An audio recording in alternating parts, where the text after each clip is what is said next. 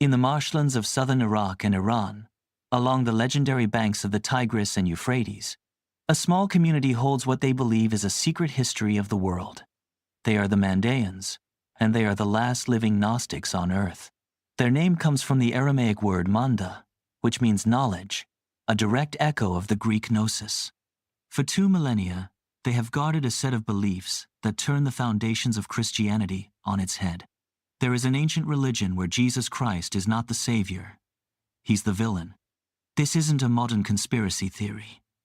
It's the core belief of the Mandaeans, who see Jesus as a false messiah, who betrayed his own teacher. In their sacred version of history, the figure revered by billions was a usurper who twisted the truth, an agent of darkness who led humanity down a false path. This is the story of how they survived, by making the world's most famous man their enemy. What if everything you know about John the Baptist is only half the story? For Mandaeans, John, or Yohana Maspana, wasn't just preparing the way for someone else, he was the way. They consider him their greatest and final prophet.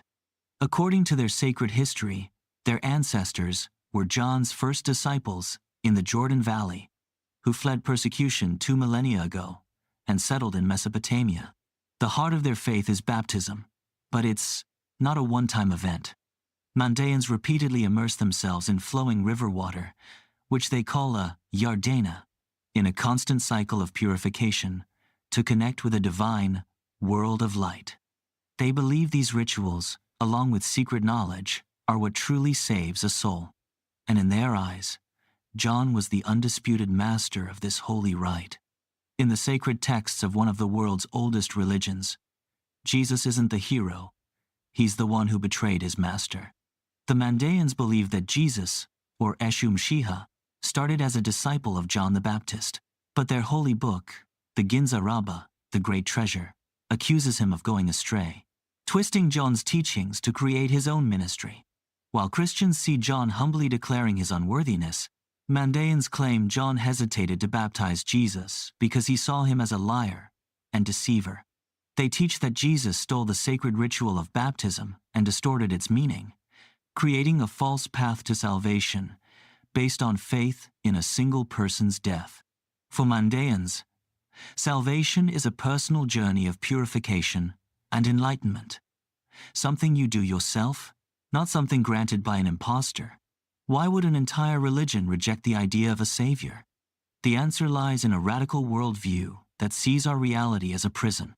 This is the core of Gnosticism, a belief system built on a cosmic struggle between a perfect world of light and a flawed, material world of darkness.